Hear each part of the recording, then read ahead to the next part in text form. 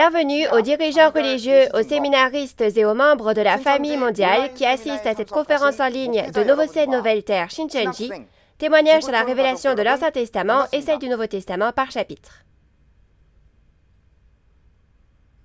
Je suis Yang Jae-song et je serai votre présentateur. Tout d'abord, je voudrais remercier tous ceux qui assistent à cette conférence en ligne de Novosel Nouvelle Terre Shincheonji aujourd'hui. Le contenu des conférences en ligne de Novosel Nouvelle Terre Shincheonji est diffusé dans toutes les langues du monde. Nous souhaitons la bienvenue à tous ceux qui assistent aux conférences dans le monde entier. Les médias du monde entier et environ 1200 pasteurs de 57 pays qui ont vérifié la doctrine de Novosel Nouvelle Terre Shincheonji et participé aux conférences veulent signer un protocole d'entente pour échanger avec Novosel Nouvelle Terre Shincheonji. Cette conférence examinera de plus près le processus de l'accomplissement des prophéties promises par Dieu en regardant l'ensemble de l'Ancien et du Nouveau Testament. C'est une excellente occasion de voir non seulement le processus des prophéties, mais aussi les paroles de leur accomplissement physique, c'est-à-dire quand, où et à travers qui s'accomplissent les prophéties de Dieu. J'espère que tous ceux qui assistent recevront une grande grâce en vérifiant et en réalisant le témoignage de la révélation par chapitre et qu'ils deviendront des croyants approuvés par Dieu. Nous allons prier tous ensemble. Dieu notre Père, très saint et exalté, merci de nous avoir accordé la grâce du sang précieux de Jésus et de nous avoir permis de témoigner, chapitre par chapitre, de l'accomplissement de ces précieux Anciens et Nouveaux Testaments. Accordez-nous les yeux pour voir, les oreilles pour entendre et le cœur pour réaliser, afin que les dirigeants religieux, les séminaristes et les croyants puissent entendre et réaliser toutes ces paroles de l'accomplissement physique et glorifier Dieu. Nous remettons ce temps entre vos mains du début jusqu'à la fin et nous avons prié au nom de Jésus. Amen. Maintenant, nous allons accueillir l'instructeur et écouter les paroles de la leçon intermédiaire numéro 19, leçon de la 7e et dernière trompette. J'espère que vous ouvrirez grand votre cœur, écouterez et réaliserez, et que ce sera un moment précieux au cours duquel nous pourrons être reconnus par Dieu. Nous allons accueillir l'instructeur en chef, Dae-Jun Kim. Dirigeants religieux, séminaristes et croyants du monde entier, qui souhaitent le royaume des cieux et la vie éternelle, je vous souhaite la bienvenue. Je suis Dae-Jun Kim, le chef de l'église Namsan de la tribu de Simon de Novosel Nouvelle Terre Shincheonji, Église de Jésus. Nous vous remercions sincèrement d'avoir participé aujourd'hui à la conférence en ligne de Novosel Nouvelle Terre Shincheonji, témoignage sur la révélation de l'Ancien Testament et celle du Nouveau Testament par chapitre. Le titre de la parole que je partagerai avec vous aujourd'hui est la leçon intermédiaire numéro 19, leçon de la 7e et dernière trompette. La référence principale est 1 Corinthiens chapitre 15, versets 51 à 54, Apocalypse 10, verset 7, et Apocalypse 11, verset 15. Parmi les dirigeants religieux qui assistent à la conférence d'aujourd'hui, certains d'entre vous en ont peut-être déjà entendu parler et certains d'entre vous n'en ont peut-être pas encore entendu parler. Mais comme c'est un contenu que tout croyant doit absolument connaître, merci d'écouter attentivement. Le point clé de la référence principale d'aujourd'hui, 1 Corinthiens chapitre 15, versets 51 à 54, est le secret du son de la 7e et dernière trompette. Ce secret est le son de la trompette qui accomplit la victoire de Dieu, la résurrection et la vie éternelle. Afin de découvrir pourquoi le secret du son de la 7e et dernière trompette est l'œuvre d'accomplissement de la victoire de Dieu, de la résurrection et de la vie éternelle, lisons la référence principale, 1 Corinthiens chapitre 15, versets 51 à 54. Voici, je vous dis un mystère. Nous ne mourrons pas tous, mais tous nous serons changés, en un instant, en un clin d'œil, à la dernière trompette. la trompette sonnera, et les morts ressusciteront incorruptibles, et nous serons changés. Car il faut que ce corps corruptible revête l'incorruptibilité, et que ce corps mortel revête l'immortalité.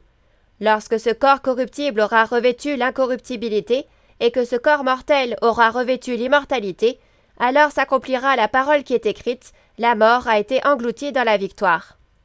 Comme nous l'avons vu dans les paroles de 1 Corinthiens chapitre 15, versets 51 à 54, il est dit que le son de la dernière trompette est le secret de Dieu, et qu'au son de la dernière trompette, nous changerons en un instant, en un clin d'œil. Il est dit que l'esprit des morts sera ressuscité en tant que corps spirituel incorruptible, et nous qui vivons serons également changés. Dans ce cas, comment va-t-on changer? Lorsqu'un corps mortel est revêtu d'un corps spirituel immortel et incorruptible, la mort est engloutie par la vie et la vie éternelle s'accomplit. Alors, pour participer à la résurrection et à la vie éternelle, espérance de tous les croyants, il faut entendre le son de la dernière trompette. Dans Matthieu chapitre 24, verset 31, il est dit que lorsque Jésus reviendra, il sonnera de la trompette avec les anges et rassemblera les élus de Dieu. Dans ce cas, comment pouvons-nous entendre le son de la dernière trompette qui appelle et rassemble les élus et accomplit la résurrection et la vie éternelle? Afin de comprendre la signification du son de la dernière trompette et comment l'entendre, découvrons d'abord qu'est-ce que le son de la trompette dans la Bible. Vous avez déjà entendu, à travers les conférences du niveau introduction, qu'il y a des trompettes physiques dans la Bible et des trompettes en parabole qui sont comparées aux trompettes physiques. Si vous regardez les paroles d'Ésaïe chapitre 58 verset 1, il est dit d'élever sa voix comme une trompette et de prêcher la parole de Dieu. Il est dit que la parole proclamée par une voix humaine est semblable au son d'une trompette. Par conséquent, la signification du son de la trompette spirituelle est la parole qui informe des événements qui sont apparus. Alors, comment les croyants d'aujourd'hui peuvent-ils entendre le son de la trompette? Afin de découvrir comment le son de la trompette apparaissant dans Apocalypse est produit et la combientième est la dernière trompette, lisons Apocalypse chapitre 8, verset 2.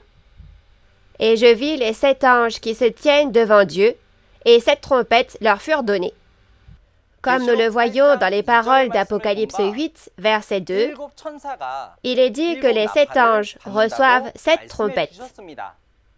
Ainsi, celui qui sonne de la trompette est l'ange, et la trompette que l'ange reçoit est la chair que l'ange a choisie pour prêcher la parole. Dans l'Apocalypse, on sonne au total 7 fois de la trompette. Sur les 7 trompettes, 4 sonnent dans Apocalypse 8, 2 sonnent dans Apocalypse 9, et la 7e sonne dans Apocalypse chapitre 11, verset 15. Ainsi, la 7e trompette est la dernière trompette. Cependant, curieusement, le son des 7 trompettes n'est pas identique. Les 6 premières trompettes et la 7e trompette ont un sujet et un contenu différents. Pour vous dire en quoi consiste cette différence, le son de la première à la 6e trompette dans Apocalypse 8 et 9 informe que le peuple élu qui a trahi sera sacrifié au destructeur.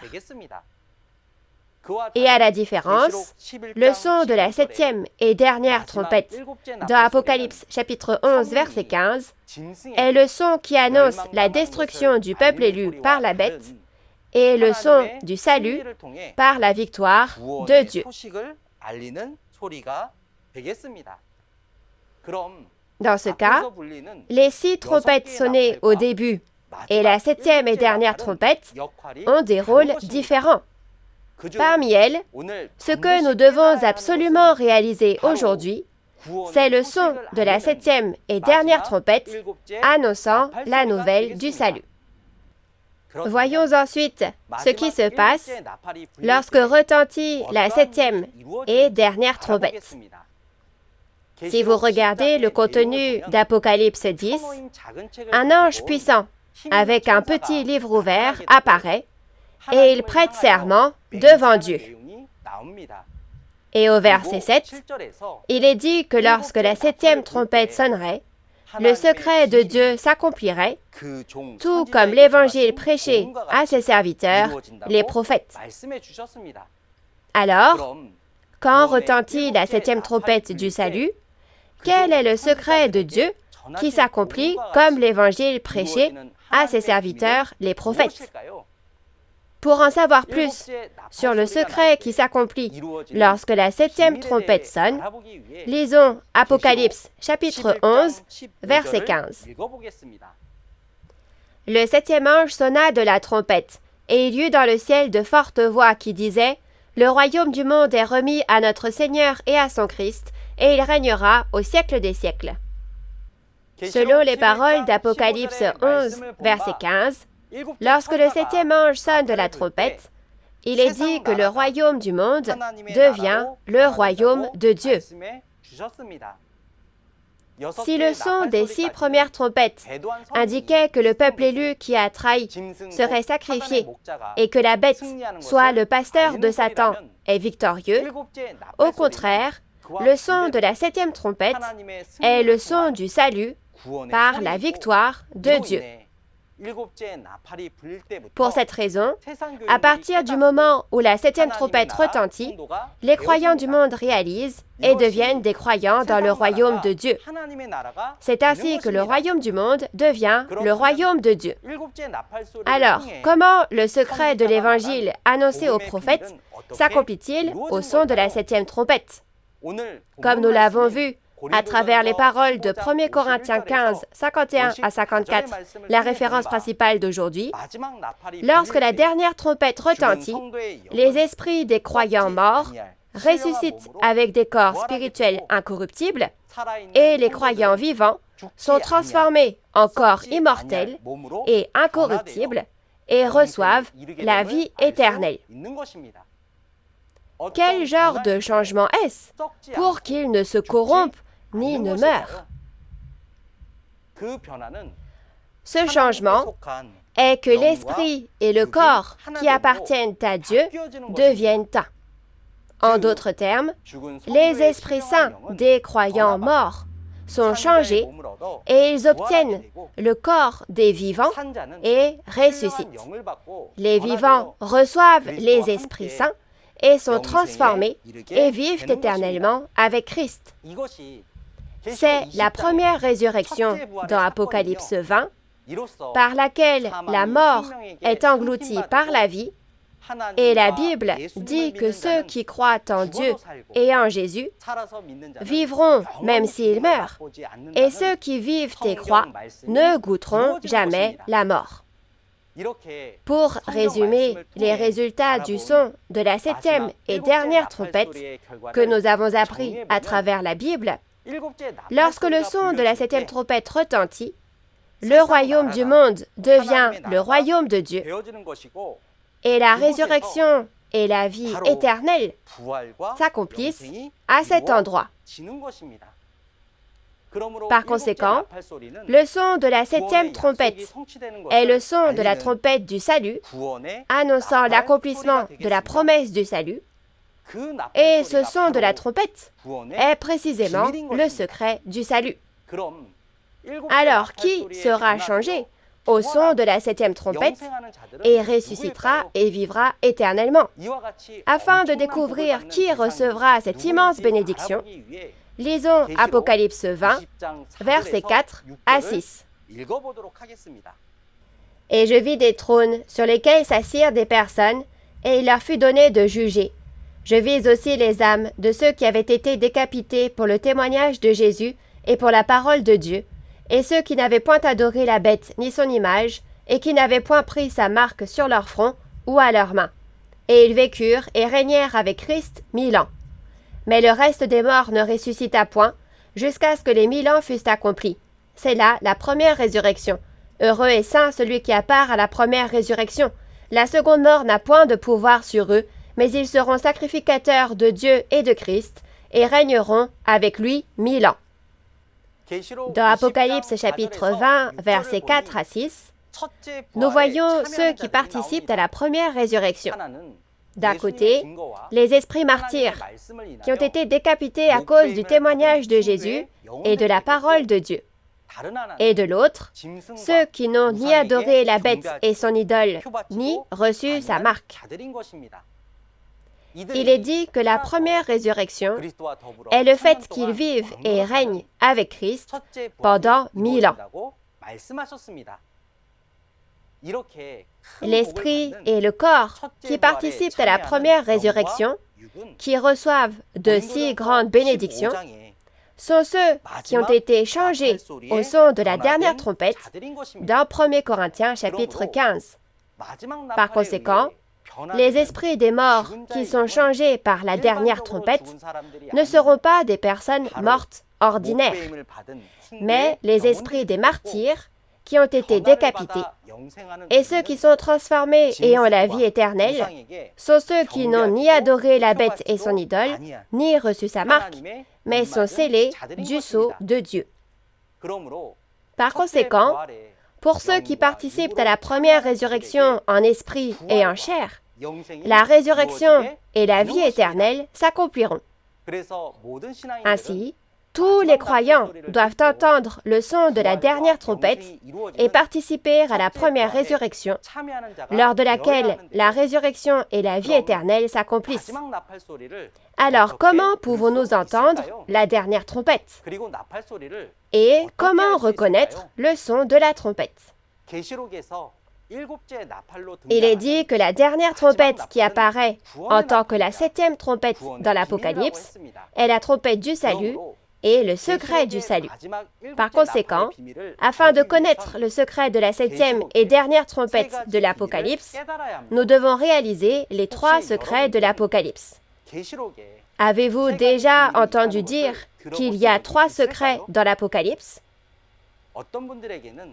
Cela peut sembler peu familier à certains, mais l'Apocalypse promet 3 secrets. Le secret de la trahison, le secret de la destruction et le secret du salut. Ceux qui réalisent les 3 secrets peuvent réaliser le secret du salut et participer à l'œuvre du salut. Maintenant, pour vérifier cela, lisons d'abord Apocalypse chapitre 1, verset 20, où le secret de la trahison est mentionné. Le mystère des 7 étoiles que tu as vues dans ma main droite et des 7 chandeliers d'or. Les 7 étoiles sont les anges des 7 églises, et les 7 chandeliers sont les 7 églises. Apocalypse chapitre 1, verset 20 parle du secret des 7 étoiles et des 7 chandeliers d'or.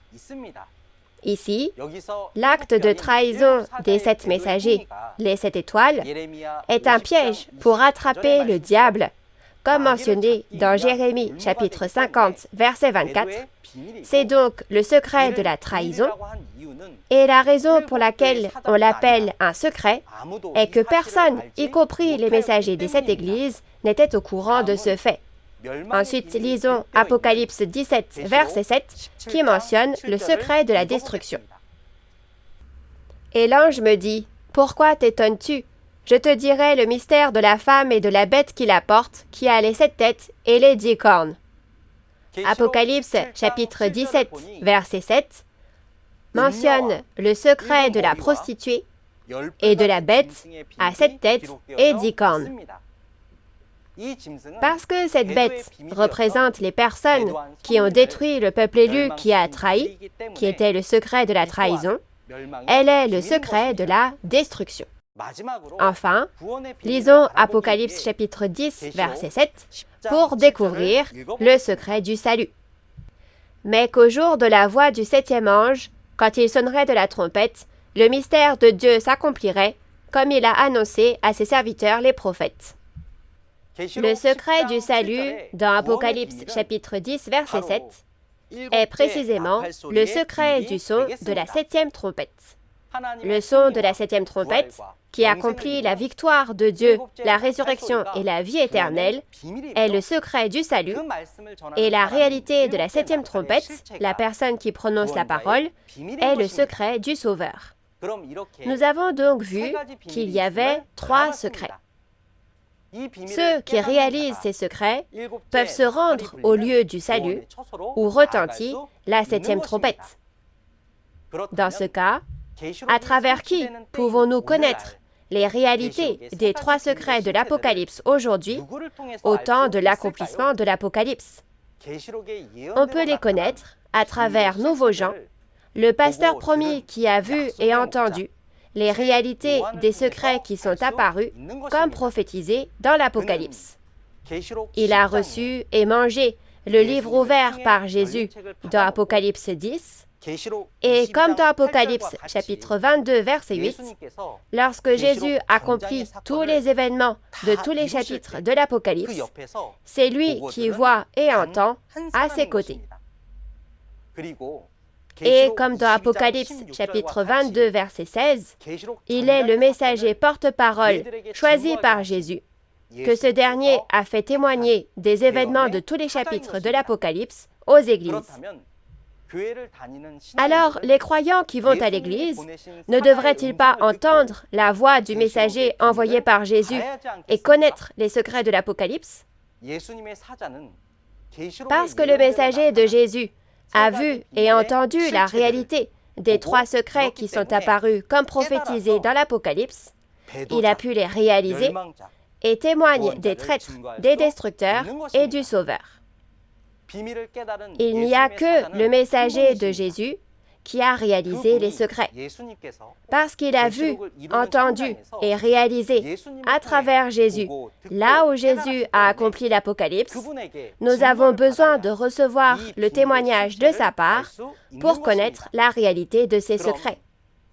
Alors, afin de vérifier la réalité de ces 3 entités, nous devons d'abord comprendre l'ordre dans lequel elles apparaissent.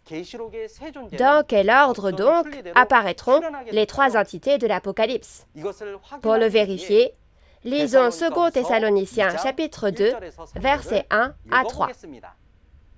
Pour ce qui concerne l'avènement de notre Seigneur Jésus-Christ et notre réunion avec lui, nous vous prions, frères, de ne pas vous laisser facilement ébranler dans votre bon sens, et de ne pas vous laisser troubler, soit par quelque inspiration, soit par quelque parole, ou par quelque lettre qu'on dirait venir de nous, comme si le jour du Seigneur était déjà là.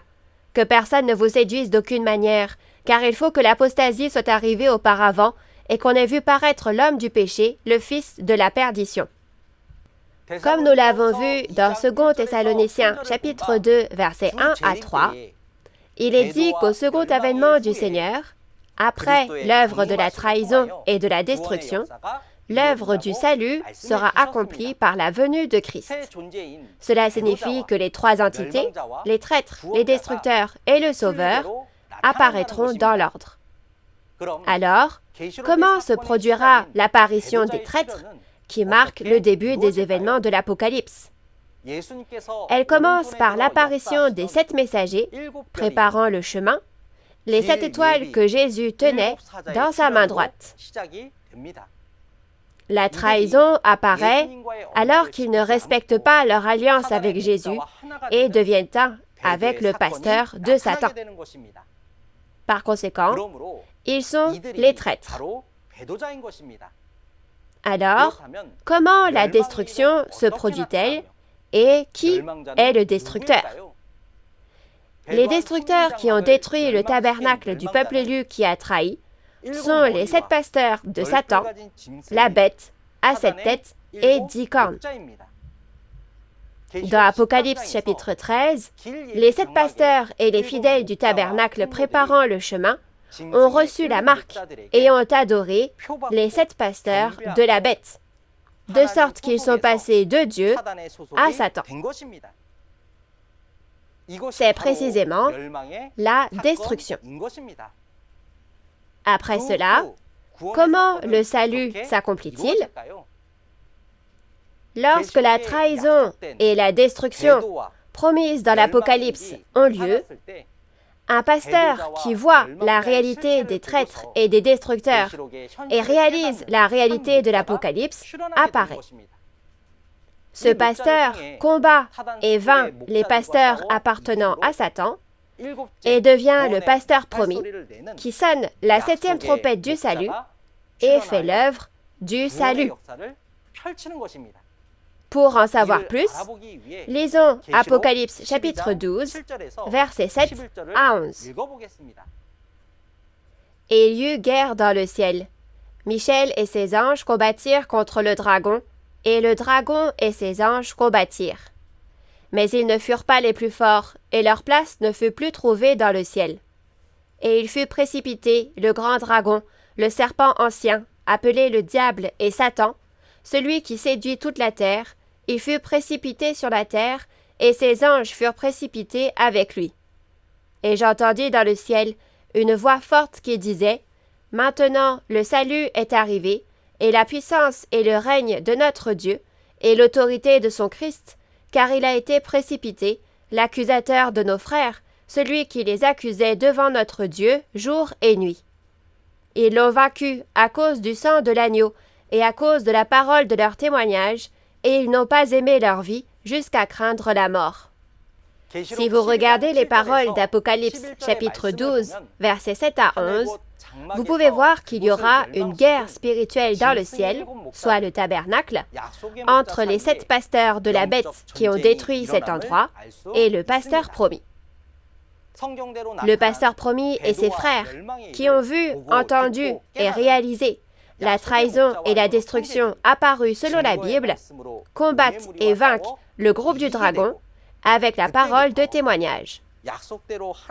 Dès lors, le salut, la puissance et le royaume de Dieu s'accomplissent comme promis. Si vous perdez contre le groupe du dragon, vous n'aurez ni le royaume de Dieu ni le salut. Grâce à la victoire, le royaume de Dieu peut être établi et l'œuvre du salut peut commencer. En ce temps-là, la 7e trompette est le son de la nouvelle de la victoire et du salut, quand le royaume du monde devient le royaume de Dieu. Et Nouveau Jean le vainqueur, le pasteur promis, qui peut témoigner de cette parole, est précisément la réalité de la 7e trompette. Alors, quel genre d'endroit est le royaume de Dieu, où la 7e trompette, celle du salut, est sonnée? Pour le savoir, lisons Ésaïe chapitre 18, verset 3. Vous tous, habitants du monde, habitants de la terre, voyez la bannière qui se dresse sur les montagnes, écoutez la trompette qui sonne. Dans Ésaïe chapitre 18, verset 3, il est écrit « Lorsque la trompette sonne sur la montagne, vous tous, habitants du monde, habitants de la terre, écoutez. » Alors, l'endroit où la trompette sonne est une montagne. Et comme dans Joël chapitre 2, verset 1, on dit que l'on sonne de la trompette sur Sion, on peut réaliser que le lieu où la trompette sonne est la montagne de Sion. Dans Apocalypse chapitre 14, verset 1 aussi, il est rapporté que l'agneau et les 144 000 se tenaient sur la montagne de Sion. À travers ce contenu, nous pouvons voir que lorsque les événements de l'Apocalypse seront accomplis, comme l'expression qui dit « une montagne de personnes », le fait de sonner la 7e trompette est accompli dans l'Église où il y a le vainqueur avec Dieu et Jésus, soit la montagne de Sion, exprimée en parabole et comparée à la montagne de Sion physique. Alors, où est la montagne de Sion spirituelle où retentit la 7e trompette? Pour comprendre cela, dans le passage d'Apocalypse chapitre 7, versets 1 à 8, lisons les versets 3 à 4. « Ne faites point de mal à la terre, ni à la mer, ni aux arbres, jusqu'à ce que nous ayons marqué du sceau le front des serviteurs de notre Dieu. Et j'entendis le nombre de ceux qui avaient été marqués du sceau, 144 000 de toutes les tribus des fils d'Israël. Quand on lit Apocalypse chapitre 7, versets 3 à 4, il y a ceux qui sont scellés, qui sont appelés les serviteurs de Dieu. Il y a 144 000 des 12 tribus, soit 12 000 dans chaque tribu. Ce sont les mêmes personnes que les 144 000, les premiers fruits de la montagne de Sion dans Apocalypse 14, moissonnés et rassemblés par Jésus, et les anges au son de la trompette. Au final, la réalité de la montagne de Sion aujourd'hui est constituée des 12 tribus de Nouvelle-Ciel, Nouvelle-Terre, Shincheonji, créées en moissonnant et en scellant ceux qui sont nés de la semence de Dieu. De plus, comme promis dans Apocalypse 21, le royaume des cieux, la ville sainte, la nouvelle Jérusalem, descend et la résurrection où la chair et l'esprit deviennent un, le royaume des cieux et la vie éternelle s'accomplissent. Alors, quelle est la réalité du son de la 7e trompette aujourd'hui? C'est le témoignage de la parole révélée lors des conférences du niveau introduction, intermédiaire et avancé de Nouvelle-Ciel, Nouvelle-Terre, Shincheonji.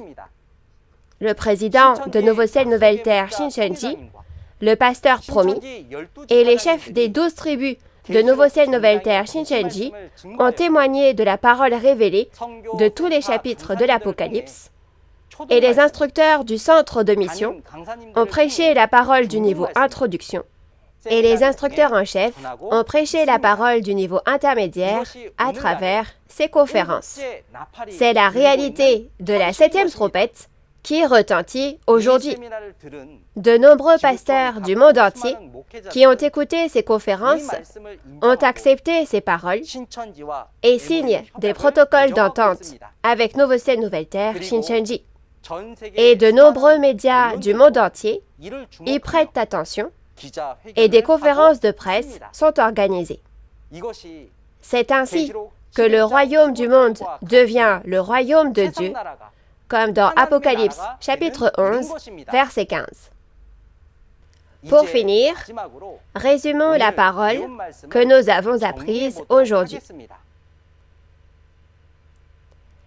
La 7e et dernière trompette est le son qui annonce la victoire de Dieu, au cours de laquelle le royaume du monde devient le royaume de Dieu, et à travers ce son, la résurrection et la vie éternelle s'accomplissent. Par conséquent, nous devons à tout prix entendre le son de la 7e et dernière trompette. Afin de réaliser le son de cette trompette, afin de réaliser le son de la 7e trompette, nous devons connaître la réalité des 3 mystères de l'Apocalypse, qui est le secret du salut, et nous devons donc rencontrer le pasteur promis qui a vu et entendu l'accomplissement qui est apparu et recevoir son témoignage pour le savoir. Dans ce cas, nous devons à tout prix rencontrer le pasteur promis, recevoir son témoignage, réaliser le secret du salut et devenir un croyant qui est sauvé. Par conséquent, à travers le pasteur promis du Nouveau Testament, tous les membres des 12 tribus de Nouvelle-Ciel, Nouvelle-Terre, Shincheonji savent qui sont ces 3 secrets, les traîtres, les destructeurs et le sauveur. C'est la preuve du salut. Donc je prie pour que tous les dirigeants religieux et les croyants vérifient également ces paroles jusqu'au bout, réalisent le secret du salut et deviennent un en Dieu et en Jésus à travers la parole. La prochaine fois, un instructeur plus compétent que moi viendra témoigner de la leçon numéro 20 sur le Fils qui reçoit l'héritage de Dieu. Nous espérons que vous y assisterez et que vous passerez un temps précieux au cours duquel vous réaliserez et recevrez la grâce. Maintenant, pour finir, j'aimerais que nous clamions ensemble « We are one » dans le sens où nous sommes un en Dieu et en Jésus. Quand je dirai We are one, s'il vous plaît, levez votre index comme ceci et clamons-le ensemble. Au-delà des origines, des nations et des religions, nous sommes un en Dieu, en Jésus et en la Bible. We are one. Nous sommes un.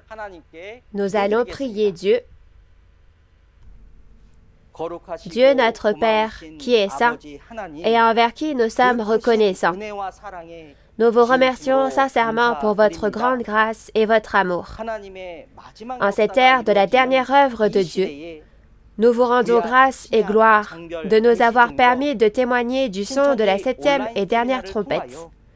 À travers les conférences en ligne de Nouveau Ciel, Nouvelle Terre, Shincheonji, témoignages sur la révélation de l'Ancien Testament et celle du Nouveau Testament par chapitre.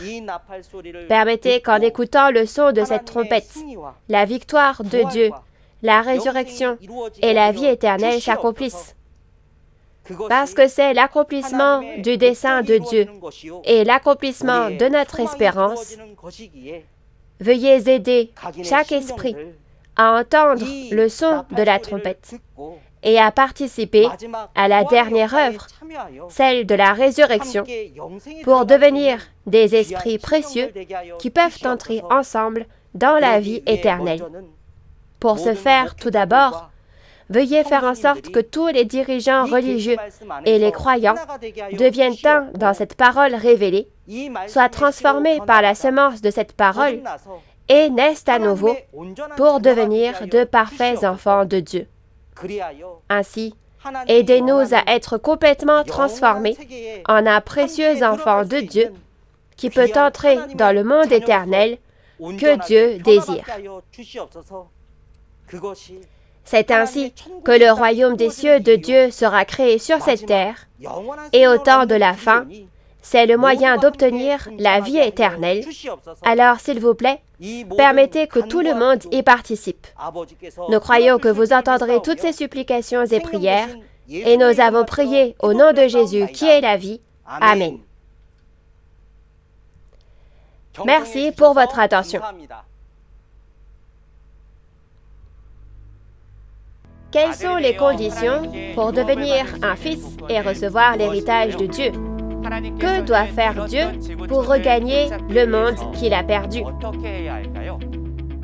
Romains chapitre 8, verset 19 dit que la création attend avec impatience l'apparition des fils de Dieu. Ne devrions-nous pas devenir la réalité de ces fils de Dieu qui reçoivent l'héritage? Si oui, qui sont les fils de Dieu qui recevront l'héritage et quand apparaîtront-ils? Nous tenons à remercier l'instructeur pour ses précieuses paroles. La prochaine fois, nous utiliserons Galates chapitre 4 comme référence principale pour en savoir plus sur le Fils qui reçoit l'héritage de Dieu. Ce sera à 10 heures comme aujourd'hui, et j'espère que vous participerez et que nous deviendrons tous ceux qui atteindront le royaume des cieux et la vie éternelle. Si vous êtes curieux de connaître l'Église de Nouveau Ciel, Nouvelle Terre, Shincheonji et ses doctrines, veuillez nous contacter via le numéro représentatif de chaque tribu que vous voyez maintenant à l'écran et nous vous guiderons dans le détail. Maintenant, nous allons rendre gloire à Dieu en faisant ensemble le Notre Père. Notre Père qui es aux cieux, que ton nom soit sanctifié, que ton règne vienne, que ta volonté soit faite sur la terre comme au ciel. Donne-nous aujourd'hui notre pain de ce jour. Pardonne-nous nos offenses, comme nous pardonnons aussi à ceux qui nous ont offensés. Et ne nous laisse pas entrer en tentation, mais délivre-nous du mal. Car c'est à toi qu'appartiennent le règne, la puissance et la gloire, au siècle des siècles. Amen. Merci à tous ceux qui ont regardé jusqu'à maintenant.